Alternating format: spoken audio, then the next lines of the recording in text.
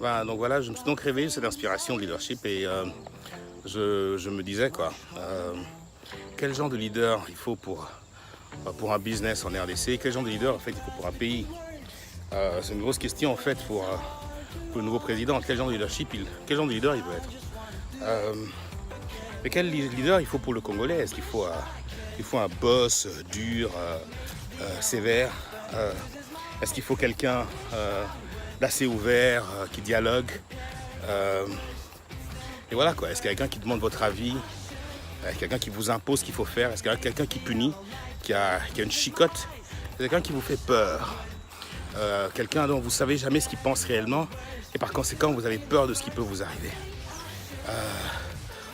Ou c'est quelqu'un qui est gentil, qui vous explique où il veut aller et où est-ce que vous devez aller, qui vous dit pourquoi c'est important pour vous et pour tout le monde que vous allez dans ce sens-là.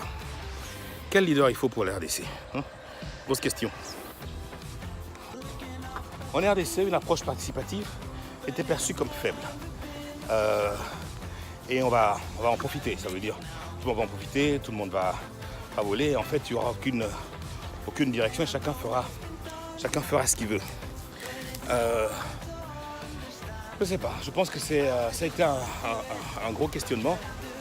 Je pense que j'ai un choix de leadership qui est assez évident. Moi, je partage avec mon équipe. Je donne les faits. J'ai choisi de donner les faits comme ils sont. Mais je dois avouer en effet que c'est pas toujours facile. Je crois que l'équilibre, surtout quelque part entre les deux, je pense qu'on a un niveau de maturité qui demande tout de même de maturité professionnelle peut-être, et peut-être comme les institutions ne sont pas encore assez fortes, assez établies, qui demandent tout de même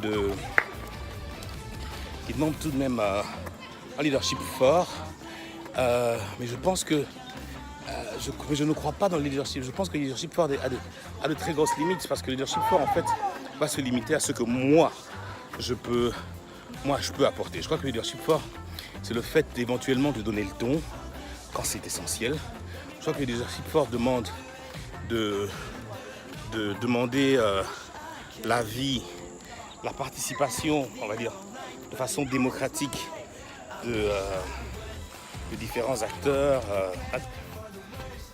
Par contre, la faiblesse, je pense qu'il n'a pas encore fait, peut-être qu'il est le plan B, et c'est bien, il a mis les infrastructures en place, mais est-ce qu'il a un power déjà? Ça veut dire, est-ce que les gens se sont appropriés son leadership, se sont appropriés sa mission, sa vision, et par conséquent, là où il va s'arrêter, eux ils vont reprendre et pourront aller plus loin. Un autre modèle de leadership en fait un autre modèle de leadership en fait qui est une référence internationale ce jour-ci, c'est Kagame. Donc vous avez donc un Kagame qui lui un leadership fort, leadership éclairé, c'est un dictateur, leadership éclairé.